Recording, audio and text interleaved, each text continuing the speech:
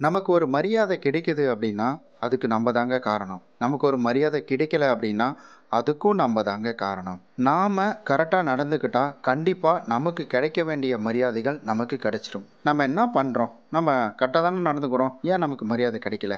அப்படின்னா, இந்த 8 விஷயங்கள் உங்கள்ட்ட இருக்கா? அப்படி இந்த 8 விஷயங்கள் இல்லன்னா, இந்த 8 விஷயங்கள ஃபாலோ பண்ணுங்க. கண்டிப்பா உங்களுக்கான மரியாதை உங்கள தேடி வரும். Hey guys! Welcome to MSV channel. நான் உங்கள் விஸ்வநாதன். நம்ம இன்னைக்கு பார்க்க போறது என்னன்னா, நம்மள மத்தவங்க மதிக்கணும். அதுக்கு நம்ம என்ன செய்யணும்? அதுக்கு ஒரு 8 டிப்ஸ் இருக்கு. அத தான் இந்த வீடியோல நம்ம முழுமையா பார்க்க போறோம்.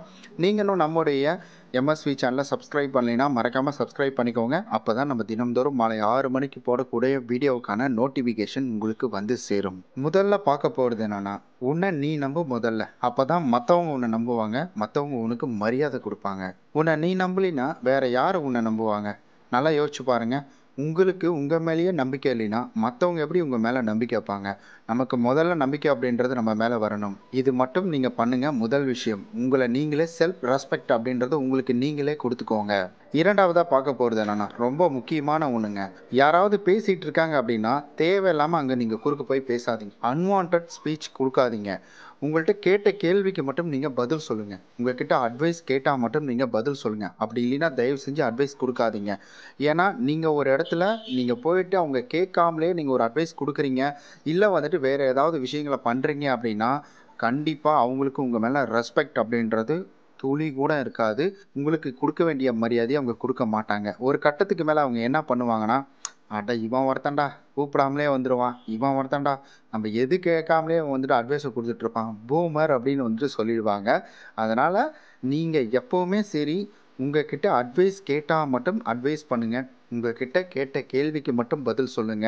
தேவையில்லாம உங்கள பத்தின விஷயங்கள அதிகமா அவங்க கிட்ட சொல்லாதீங்க. 3வது விஷயம். அதாவது நமக்கு எந்த விஷயம் தெரிஞ்சாலும் சரிங்க. எல்லாத்துக்கிட்டயும் போய் இப்ப சொல்லிர்றது. "ஏய் இந்த விஷயம் வந்துட்டு எனக்கு தெரியும். இத பத்தி உனக்கு தெரியுமா?" அப்படின்ற மாரி இவங்களே போயிட்டு சொல்லிருவாங்க. உங்களுக்கு ஏதாவது ஒரு ஐடியா வந்ததுன்னா, டக்குனு போயிட்டு அந்த ஐடியாவ போயிட்டு மத்தவங்கள்ட்ட ஷேர் பண்ணிடுவாங்க. இவங்களுக்கு ஏதாவது ஒப்பீனியன் இருக்குன்னா, அத வந்துட்டு மத்தவங்கள்ட்ட சொல்லிடுவாங்க. ஒரு எக்ஸாம்பிள் வந்துட்டு உங்களோட ஃப்ரெண்டு உங்ககிட்ட ஏதாவது ஒரு ரகசியம் சொல்றாரு அப்படின்னா, அப்ப கண்டிப்பா நீங்க வந்துட்டு அந்த ரகசியத்த உங்களுக்குள்ளேயே வச்சுக்கணும். நீங்க வேற யார்கிட்டயும் போய் சொல்லவே கூடாதுங்க. அதாவது மத்தவங்க சொல்ற ரகசியமா இருக்கட்டும், இல்ல உங்களுக்கு தெரிஞ்ச விஷயமாக இருக்கட்டும், இது எதுவாக இருந்தாலும் சரி, நீங்க அத ஓப்பன் அப் பண்ணவே கூடாது. இந்த இடத்துல பார்த்தீங்கன்னா, உங்களுக்கு எந்த விஷயம் தெரிஞ்சாலும் அத உங்களுக்குள்ளேயே வச்சுக்கோங்க. அது ரொம்ப ரொம்ப நல்லது. இன்னும் குறிப்பா மத்தவங்கள பத்தின சீக்ரெட் விஷயங்கள், உங்க பாஸாக இருக்கலாம், இல்ல வந்துட்டு உங்களோட டீம் லீடரா இருக்கலாம், இல்ல உங்க ஆஃபீஸ்ல வேற யாரா வேணா இருக்கலாம்.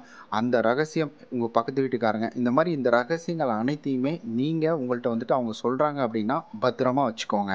4வது விஷயம் என்னன்னா, உங்கள நீங்களே பெட்டர் பண்ணிக்கோங்க. அதாவது உங்கள நீங்களே க்ரூம் பண்ணிக்கோங்க. இப்ப வந்துட்டு நார்மலா இருக்கிறவங்க சொன்னா நெறைய பேர் கேட்க மாட்டாங்க. அதாவது வந்துட்டு ஒரு செலிபிரிட்டி வந்துட்டு ஒரு விஷயம் சொல்றாருன்னா, அத வந்துட்டு வாட்ஸ்அப் ஸ்டேட்டஸா வைப்பாங்க. இப்ப நீங்க ஒரு விஷயத்த பேசி வந்துட்டு ஸ்டேட்டஸா வைங்களேன், வைக்கவே மாட்டாங்க. ஆனா வந்துட்டு இதுவே ஒரு செலிபிரிட்டி சின்ன விஷயம், நீங்க சொன்ன விஷயத்த தான் அவரும் சொல்லியிருப்பாரு. அந்த சின்ன விஷயத்த வந்துட்டு அவர் பேசினா, அது வந்துட்டு பயங்கர ரீச் ஆகும். அதேமாரி உங்கள நீங்களா பெட்டரா வந்துட்டு காட்டிக்கிட்டே இருக்கணும். நீங்க ஏதாவது புதுசு புதுசா கத்துக்கிறதா இருக்கட்டும், மத்தவங்கள விட நீங்க பெட்டர் அப்படின்றத காமிச்சா தான், மத்தவங்க உங்களுக்கு அதிகமான ரெஸ்பெக்ட் அப்படின்றத குடுப்பாங்க.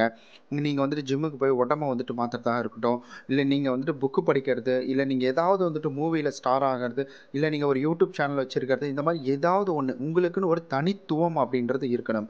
அந்த தனித்துவம் இருந்தா, கண்டிப்பா உங்கள எல்லாருமே ரெஸ்பெக்ட் பண்ணுவாங்க.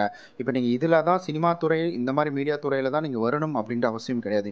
இப்ப நீங்க செஞ்சுட்டு இருக்கிற வேலையிலேயே நீங்க பெட்டரா இருந்தீங்கன்னா, அப்ப கண்டிப்பாக உங்களுக்கான ரெஸ்பெக்ட் உங்கள தேடி வரும். 5வது விஷயம் என்னன்னா, எப்பவுமே அவைலபிளா இருக்காதீங்க. டூ மச் அவைலபிள் இருக்கவே கூடாதுங்க. நீங்க டூ மச் அவைலபிளா இருந்துட்டீங்க அப்படின்னா, அப்ப வந்துட்டு என்ன சொல்லுவாங்க? "ஏய் அவன் எப்போ ஃபோன் பண்ணி கூப்பிட்டாலும் வந்துருவான். ஒரே நிமிஷம் இருடா நான் ஃபோன் பண்ணி கூப்பிடுறேன் நானு." அப்படின்ற அளவுக்கு வந்துட்டு, "ஓ! அவனா?" அப்படின்ற மாரி வந்துட்டு ஆயிடும். இப்ப வந்துட்டு நம்ம எப்பவுமே அடிச்சிட்டு இருக்கிற வெயில்ல வந்தா என்ன சொல்லுவோம்? "ஓகே, இன்னைக்கு எப்பவும் போல வெயிலு." அத பெருசா நம்ம கண்டுக்க மாட்டோம். ஆனா மழை வருதுன்னா, அத நம்ம டிஃபரெண்ட்டா யோசிப்போம். "ஓ! மழை வருதுல்ல, ஏய் ஜாலி மழை வருது." இந்த டைம்ல ஒரு அழகா ஒரு டீய ஒண்ணு சாப்பிட்டுட்டு, ஜாலியா ஒரு பஜ்ஜி, போண்டா எல்லாம் சுட்டு சாப்பிடலாம். அத வந்துட்டு என்ஜாய் பண்ண பார்ப்போம். அதே மாரி எப்பவுமே நீங்க அவைலபிளா இல்லாம இருந்தீங்கன்னா, உங்க மேல ஒரு ரெஸ்பெக்ட் அப்படின்றது வரும். "ஏய் அவனுக்கு என்ன வேலை இருக்குன்னே தெரியாது. நம்ம எப்படி இந்த டைம்ல போய் கூப்பிடுறது? அது வந்துட்டு நெறைய இடங்கள்ல பெரிய இம்பாக்ட்ட வந்துட்டு குடுக்குங்க. எப்பவுமே நீங்க அவைலபிளா இருந்துட்டீங்க அப்படின்னா, "அட இவன் போடா எப்ப பாரு சும்மா தான் இருக்கிறான் போல" அப்படின்ற மாரி. ஆனா நீங்க என்ன பண்ணுவீங்க? ஒரு நல்ல ஒரு விதத்தோட தான் நீங்க அங்க போய் வேலை செஞ்சு குடுப்பீங்க. ஏதாவது ஹெல்ப் பண்ணுவீங்க. ஸோ அதுக்குன்னு ஹெல்ப் பண்ணாமலாம் இருக்காதீங்க. என்ன ஹெல்ப்ன்னு கேட்டுட்டு நீங்க உடனே நோ சொல்லணும். நோ சொல்ல வேண்டிய இடத்துல டக்குனு வந்துட்டு நோ சொல்லிடுங்க. நோ சொல்லாம இருக்கவே இருக்காதீங்க. 6வது என்னன்னா, உங்கள நீங்களே இம்ப்ரூவ் பண்ணிக்கோங்க. அந்த இம்ப்ரூவ்மெண்ட் எப்படி இருக்கணும்னா, உங்கள நீங்களே க்ரூம் பண்ணிக்கிறது. இப்போ வந்துட்டு நல்லா வந்துட்டு நீட்டா அயர்ன் பண்ண மாரி அயர்ன் பண்ணி ஷர்ட் போடுறதா இருக்கட்டும், நல்லா மேட்சிங்கா வந்துட்டு ஷர்ட் போடுறதா இருக்கட்டும். நெறையா விலை குடுத்தெல்லாம் நீங்க காஸ்ட்லியாலாம் ஷர்ட் போடணும்னு அவசியம் இல்ல. இப்பலாம் நெறையா ஆஃபர்ல கிடைக்குது. ஆனா வந்துட்டு மேட்சிங்கா வந்துட்டு போடுங்க. கரெக்ட்டா வந்துட்டு பேரா வந்துட்டு போடுங்க. இல்ல உங்கள நீங்களே அழகுபடுத்திக்கிறதுக்காக இருக்கட்டும், இல்ல ஸ்டைல் பண்ணிக்கிறதுக்காக இருக்கட்டும், இந்த மாரி உங்கள நீங்களே வந்துட்டு க்ரூம் பண்ணிக்கோங்க. ஸோ இந்த க்ரூம் எப்படின்னா, மத்தவங்க பார்க்கக்குள்ள, "ஏய் அவன் சூப்பரா இருப்பான்டா. அவன் வந்துட்டு எவ்வளோ அழகா இருப்பான் தெரியுமா? அவன் ஃபேரா இருப்பான்டா. அவனோட ஹேர் ஸ்டைல் செம்மையா இருக்கும்டா." ஸோ அந்த மாரி வந்துட்டு தனித்துவமா நம்ம முதல்ல சொன்ன மாரி ஜிம்முக்கு போகணும், இதெல்லாம் பண்ணணும்னு சொன்னேன் இல்லைங்களா? அதே மாரி வந்துட்டு உங்கள நீங்களே வந்துட்டு பியூட்டீஸ்ல உங்கள நீங்களே க்ரூம் பண்ணிக்கோங்க. 7வதா பார்க்க போறது என்னன்னா, ஸோ மத்தவங்கள டிபெண்ட் பண்ணி இருக்காதீங்க தயவு செஞ்சு. நீங்க வந்துட்டு தனித்துவமா இருக்கணும்.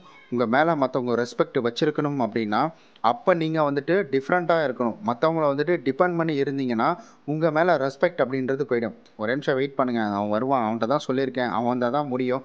அவன்ட்ட வச்சு நான் பண்ணி குடுக்குறேன் நானு." அந்த மாரி வந்துட்டு மத்தவங்கள டிபெண்ட் பண்ணி இருக்கிறது. ஸோ அந்த மாரி இதெல்லாம் வந்துட்டு இருக்காதீங்க. ஸோ டிபெண்டட் அப்படின்றது வந்துட்டு வேற. பிலீவ் பண்றது அப்படின்றது வேறங்க. ஸோ அதிகமா ட்ரஸ்ட் பண்றதுன்றது பார்த்தீங்கன்னா, ஸோ நெறைய ஏமாற்றங்கள நம்ம சந்திக்கக்கூடும். ஏன்னா எல்லாருமே ஒரே மாரியே வந்துட்டு இருப்பாங்களா அப்படின்றது கேட்டா கிடையாது. நீங்க எப்படி ஓப்பனா இருக்கீங்களோ, அதே மாரி மத்தவங்கலாம் இருக்க மாட்டாங்க. ஸோ அது வேற. இப்ப வந்து டிபெண்டட் அப்படின்றது வேற.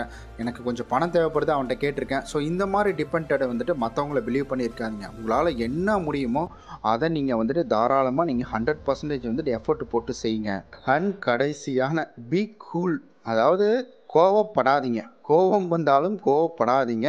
எமோஷனல் இந்த இடத்துல ரொம்பவே வரவே கூடாது. ஏன்னா, கோவத்துல நம்ம என்ன பேசுறோம் அப்படின்றது பார்த்தீங்கன்னா, இந்த இடத்துல நமக்கு தெரியவே தெரியாதுங்க. இங்க நெறைய பிரச்சனைகள் அப்படின்றது கோவப்படக்குள்ள தான் ஆரம்பிக்குது அப்படின்னு சொல்லிட்டு ஒரு ஆர்டிக்கல் மூலியமா வந்துட்டு சொல்றாங்க. இந்த மாரி கோவப்படுறதுனால நம்மளோட நிதானத்த நம்ம இழந்துருவோம். நம்மளோட செல்ஃப் கண்ட்ரோல நம்ம இழந்துருவோம். இப்ப நம்ம கோவப்பட்டு இந்த இடத்துல கச்சா முச்சான்னு நம்ம பேசிட்டோம்னா வச்சுக்கோங்களேன், ஸோ இப்ப என்ன பண்ணுவாங்க, "ஏய் இவன் கோவம் வந்தா ஒரு மாரி பேசுவான்டா, இவன்லாம் ஒரு மாரியா இருப்பான்டா" அப்படின்ற மாரி தான் நம்ம நெனைப்போம். நம்ம எப்படி யோசிப்போமோ அதே மாரி தான் மத்தவங்களும் யோசிப்பாங்க. அப்ப அதுவே இந்த இடத்துல கோவப்படாம காமா, கண்ட்ரோல்டா நீங்க இத வந்துட்டு ஹேண்டில் பண்ணீங்கன்னா, "டேய் பரவால்லடா, இவனுக்கு இந்த இடத்துல இவனுக்கு இந்த கோவம் வந்தாலும் அவன் கண்ட்ரோல் பண்ணிட்டு கரெக்ட்டா அத ஹேண்டில் பண்றான் பாரேன்" அப்படின்ற மாரி கரெக்ட்டான பீப்பிள் யோசிப்பாங்க. அதுவே வந்துட்டு இன்னும் ஒரு வகையில எப்படி யோசிப்பாங்கன்னா, "இவன் பாரு இவ்ளோ பேசியும் வந்துட்டு சொர்ணம் கட்டவன் மாரி நின்னுட்டு இருக்கிறான்" அப்படின்ற மாரி யோசிப்பாங்க.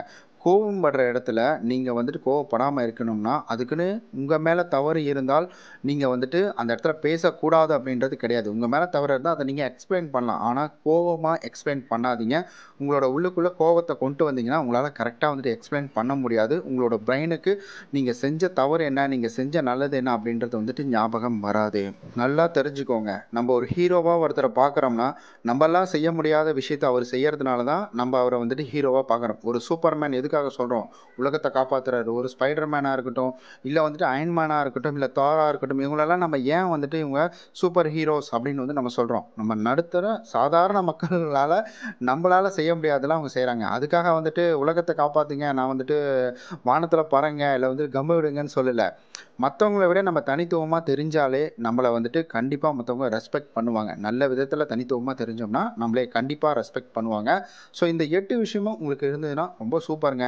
இந்த 8 விஷயத்துல ஏதாவது 1 இருந்தாலும் சூப்பர் தான். இந்த 8 விஷயமே இல்லைனாலும் ஒண்ணும் பிரச்சனை இல்ல. இதுக்கப்புறம் இந்த 8 விஷயத்தையும் வந்துட்டு ஃபாலோ பண்ணுங்க. கண்டிப்பா உங்கள வந்துட்டு மத்தவங்க ரெஸ்பெக்ட் பண்ணுவாங்க. இதனுடைய மாற்றத்த நீங்களே உணர்வீங்க. ஓகே நண்பர்களே, ஸோ இந்த வீடியோவோட எண்டுக்கு வந்தாச்சு.